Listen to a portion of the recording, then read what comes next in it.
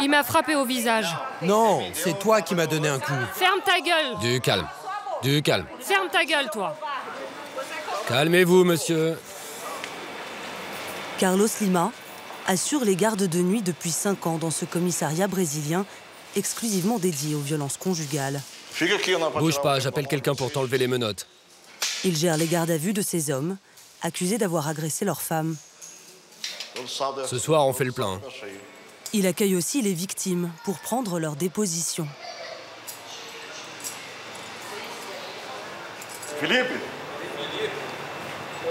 En petite robe à fleurs, et Givanni, 36 ans, est accompagnée de son fils et de son frère. Cette vendeuse de la classe moyenne brésilienne avait déjà quitté un mari violent. Ce soir, c'est son nouveau petit ami qui lui a mis un couteau sous la gorge. C'est là, sur mon cou. Et il m'a coupé le doigt. Il a dit qu'il allait te tuer? Oui. Tu veux une mesure de protection? Oui, j'aimerais bien. Et Givanni subit des violences quotidiennes depuis 1 an. Et pas seulement physiques. Il m'a privé de mes amis. Interdit de voir certains membres de ma famille. Je pensais que j'avais enfin rencontré quelqu'un qui allait me rendre heureuse. Mais là, je réalise que je suis devant un mur, que rien ne se passe comme je le voulais. Des agressions, mais aussi des tentatives de meurtre. 3, on cherche 3 balles. Devant le commissariat, la police scientifique inspecte un véhicule criblé de balles. C'est vous la propriétaire du véhicule? Vous avez retrouvé des fragments de balles? Non, rien. Pendant qu'elle conduisait, son petit ami, un trafiquant de drogue notoire, a tiré sur son pare-brise pour essayer de la tuer. Brunella venait d'apprendre qu'il avait un bébé avec une autre femme. Elle avait décidé de rompre. Il m'a dit « Je n'accepte pas que tu me quittes. Il n'y a que moi qui peux te quitter. » Il me crie toujours dessus. Il aime contrôler le moindre de mes pas. On fait des appels vidéo pour qu'il voit où je me trouve à chaque instant. Je ne peux pas sortir seule. Et vous acceptez ça? Oui, sinon il a dit qu'il tuerait mon enfant. Paolo, lui, s'est retrouvé au poste Suivez-moi. après avoir insulté sa femme.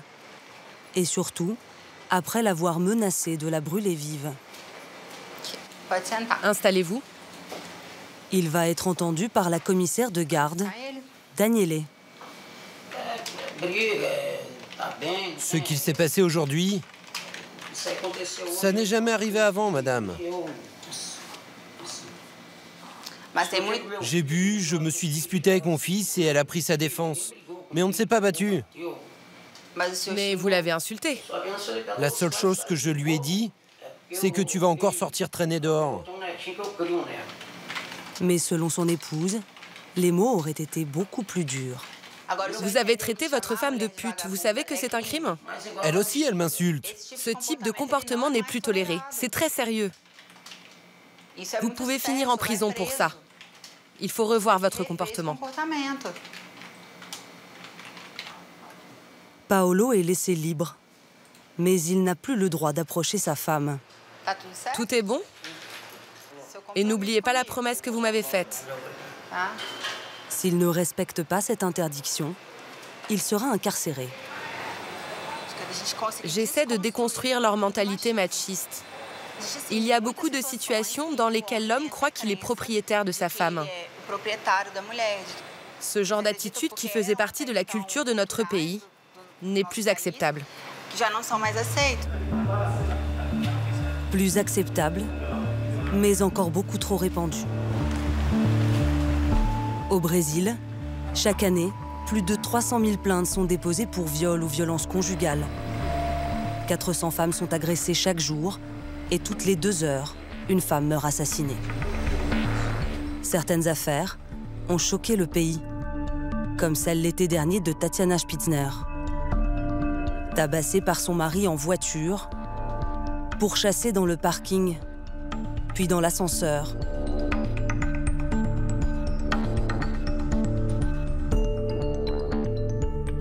Cette jeune avocate mourra un quart d'heure plus tard en tombant du 4e étage de son immeuble. Pour endiguer le phénomène, depuis 2006, la loi brésilienne pénalise tout type de violence, aussi bien verbale que physique, commise à l'égard d'une femme. Et ces derniers mois, la police multiplie les opérations coup de poing pour capturer un maximum d'agresseurs. 5 heures du matin, devant le commissariat central de Vitória, à 500 km de Rio. Pablo, aide-moi s'il te plaît à appeler les garçons de ces deux équipes. Claudia Dematé prépare ses hommes. Vous avez les noms? Oui, je les ai, tiens. Dans cette région, cette grande blonde de 37 ans dirige les 13 commissariats spécialement créés pour lutter contre les violences faites aux femmes. Sous ses ordres, 150 policiers s'apprêtent à partir sur le terrain. Faites attention à vous, que Dieu soit avec vous, que l'opération soit un succès. Ok? Merci beaucoup. Ils doivent arrêter une quarantaine de suspects, Tout le monde est prêt? Allez, on y va. dont un meurtrier présumé, en cavale depuis des mois. C'est le commissaire Janderson Loubet et sa jeune collègue Anna Carolina qui sont chargés de cette opération délicate.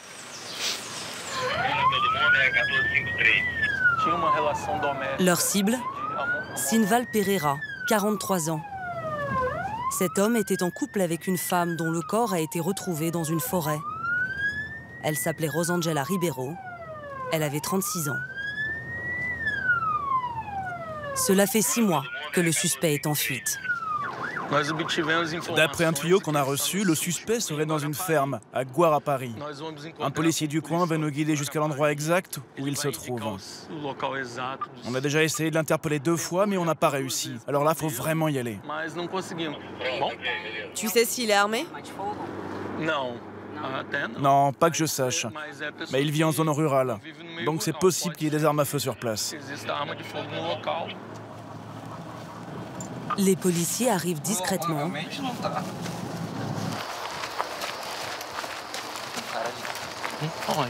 Il y a un mec là-bas. Janderson ouvre la voie.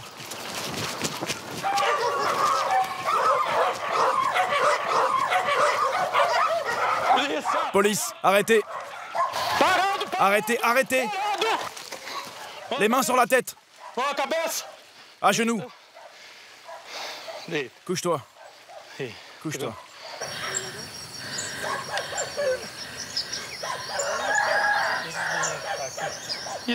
Tu comptais t'échapper où comme ça?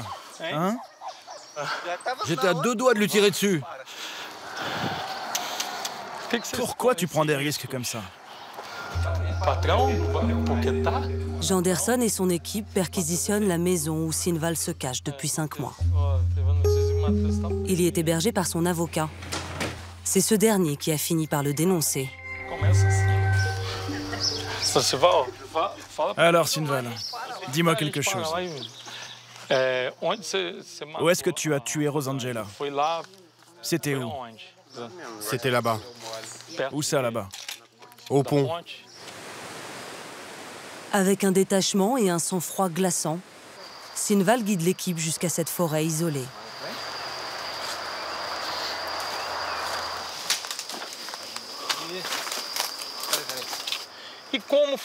Comment s'est passée votre dispute?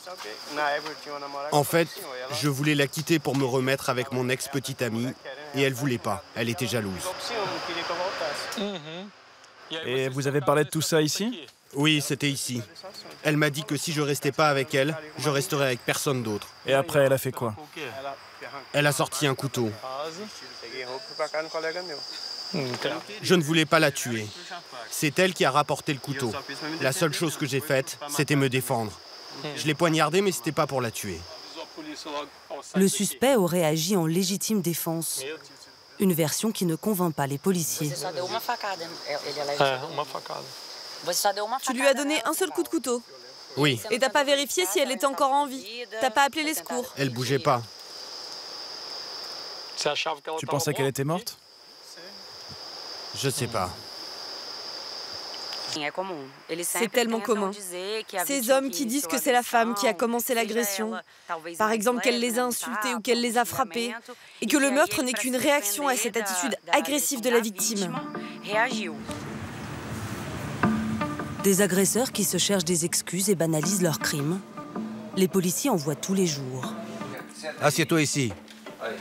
Et ils ne sont plus surpris par les réactions de leur famille, rarement choqués par ces actes de violence extrême. Prévenue de l'arrestation de Sinval, sa fille Raïssa et sa sœur Maria sont venues lui dire au revoir avant son départ en détention préventive. Vous pouvez vous parler quelques minutes. Salut mon frère. Bonjour papa. Apparemment, les deux femmes ne lui en veulent pas à lui, mais à son avocat qui l'a dénoncé à la police. C'est lui qui t'a balancé. C'est vrai. Alors qu'il aurait dû travailler sur ton dossier, s'occuper de toi. Ouais papa, ça sent pas bon cette affaire. Il a beau être ton avocat, moi je vais lui péter la gueule. Elles ne poseront aucune question sur la victime, ni sur les raisons de son geste. Allez, prends soin de toi, ok? D'accord. Je pense qu'il a fait ça sans réfléchir. Dans ces histoires, il y a toujours quelque chose derrière. Quelqu'un qui vous monte la tête. Mon père est quelqu'un de bien, c'est un travailleur. Avec mon frère, il nous a élevés seuls. Il s'est toujours bien occupé de nous. Il n'avait vraiment pas besoin de faire ça. Sinval risque jusqu'à 30 ans de prison. Depuis une loi votée en 2015, le fait que la victime soit une femme est considéré au Brésil comme une circonstance aggravante.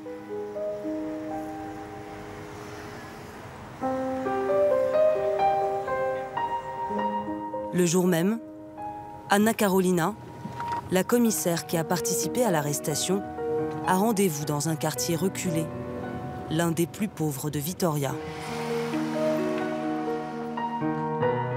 Hey. Salut toi.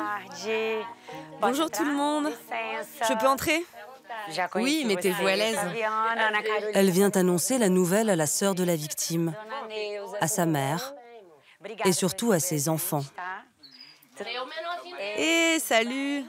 Tu t'appelles comment? Enrique. Fais-moi un bisou.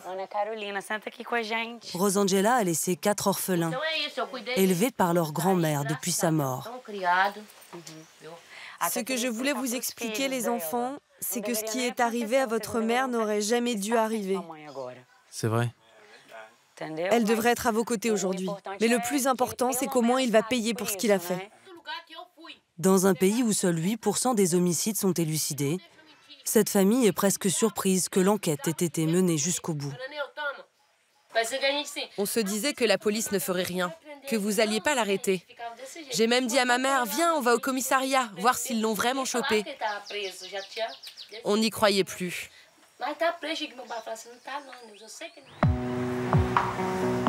Violence domestique, féminicide. Ces brigades spécialisées luttent aussi contre l'autre grand fléau qui touche les Brésiliennes, le viol. Il y en aurait plus de 60 000 chaque année. Restez derrière moi. Le lendemain matin, Ana Carolina intervient dans une école dont l'agent de sécurité est suspecté de viol. Il est là, il est là. Des faits qui remontent à plusieurs mois. Thiago Diaz. Vous connaissez Ana Rosangela? Non, je la connais pas. Vous l'avez connue sur Tinder. Vous êtes allé chez elle, à Viana. Je me souviens pas d'elle. Elle affirme que vous l'avez violée. Elle doit confondre. Non, non, allemand. Ana Carolina n'a aucune preuve matérielle contre Thiago. Elle ne va pas lui laisser le temps d'appeler son avocat. Et une fois au commissariat, elle et son équipe vont lui mettre la pression pour le faire avouer.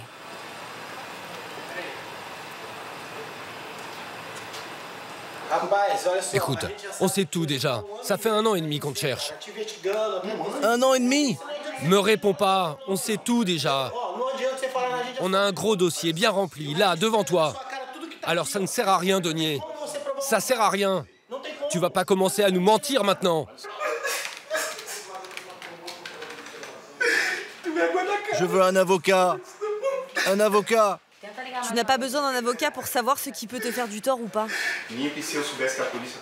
L'homme commence par nier. Quand Anna Carolina lui montre une photo de la victime, il prétend ne pas la connaître.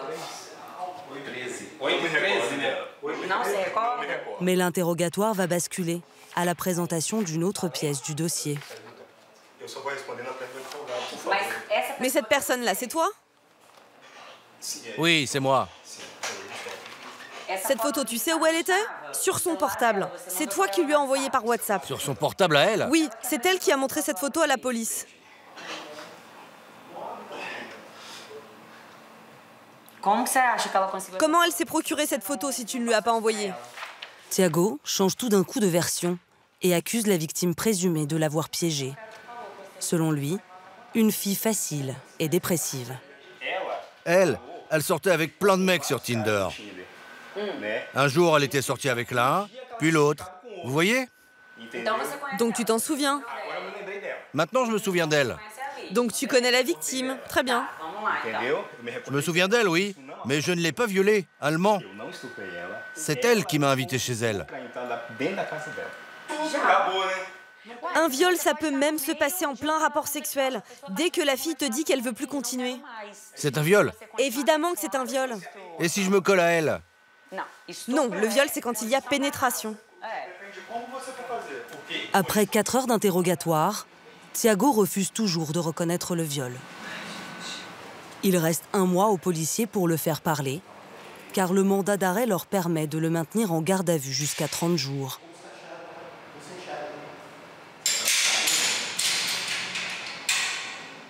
Au Brésil, seules 2 plaintes pour viol sur 10 débouchent sur une condamnation.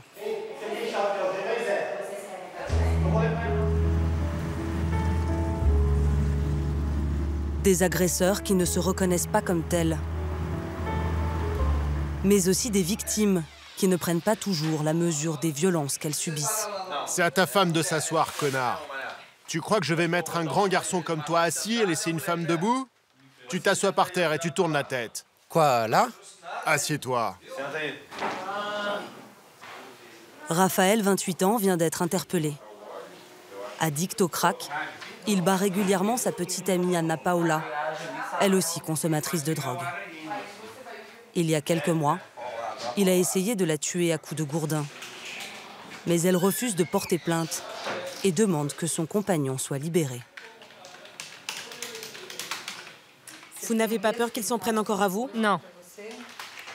Un des enquêteurs tente de la faire changer d'avis. Vous vous souvenez de ça? Non. Regardez bien ce qu'il vous a fait. J'avais jamais vu cette photo. Anna Paula ne se souvient plus des 2 semaines qu'elle a passées à l'hôpital après l'agression. Depuis, malgré un traumatisme crânien et un doigt cassé, elle s'est réconciliée avec son petit ami.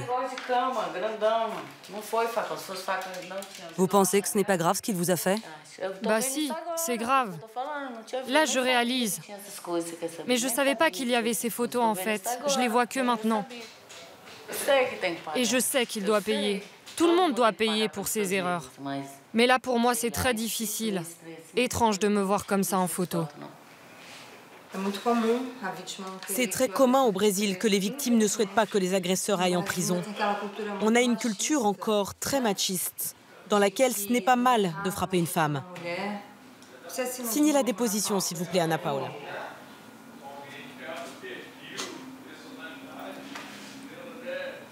Seule une femme battue sur 4 dénoncerait son compagnon à la police. Beaucoup souffrent en silence pendant des années. Certaines, jusqu'à en perdre la vie.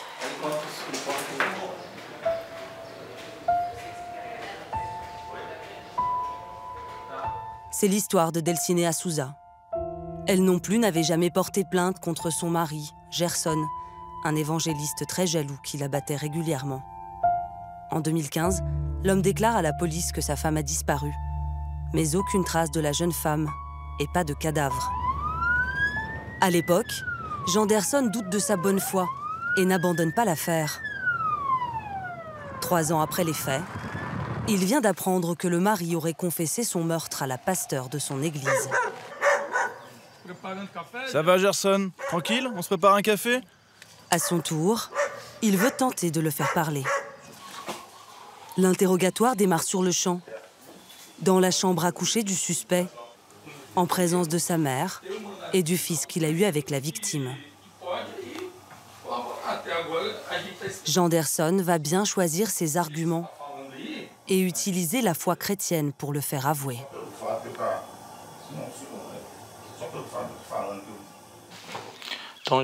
Gerson, on a besoin de savoir ce qui s'est passé pour donner une sépulture à cette pauvre fille.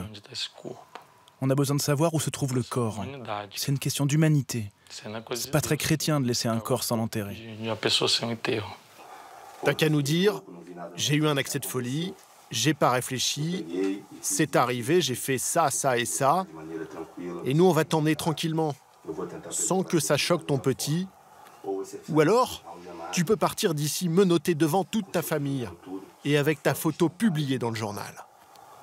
Après plus de 3 heures de conversation, Gerson finit par craquer. Il raconte avoir surpris sa femme avec son amant. Ok. Vas-y, montre-moi. Montre-moi où ça s'est passé. Gerson explique avoir pris un couteau dans la cuisine. Et après? T'es revenu dans le salon? Ils étaient où? Ici. Tu t'en es pris d'abord à elle? Ouais. Dès que je l'ai vue, je suis devenu dingue. J'avais la rage. Et tu l'as poignardée? Ouais, ouais. Elle est tombée là? Il y avait un tapis? Ouais. Gerson a enroulé le corps de Delcinea, l'a chargé dans une brouette, avant de s'en débarrasser sur un terrain vague.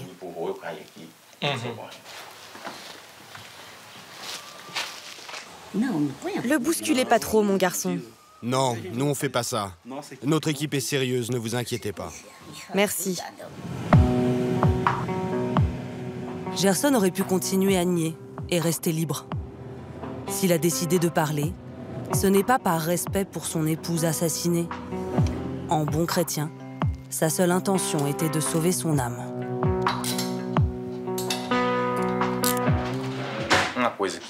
Janderson m'a dit une chose, il m'a demandé si je regrettais. J'ai répondu que oui.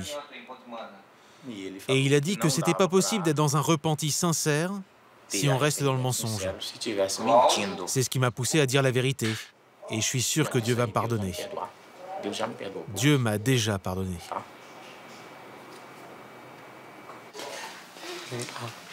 Gerson sera placé en détention provisoire. Vas-y, assis-toi. Et encourt lui aussi une peine maximale de 30 ans de réclusion criminelle. Eh mec, t'as changé depuis que t'as avoué. T'es plus tranquille. Et moi, j'ai le sentiment du devoir accompli. Un cas résolu, c'est un cas de moins sur la grande pile de dossiers que doit gérer la brigade de Janderson. Avec ses 8 hommes, il a encore 180 enquêtes en cours sur des meurtres de femmes et les féminicides commis dans sa région. Mas assim, pô, é só comentar que muda.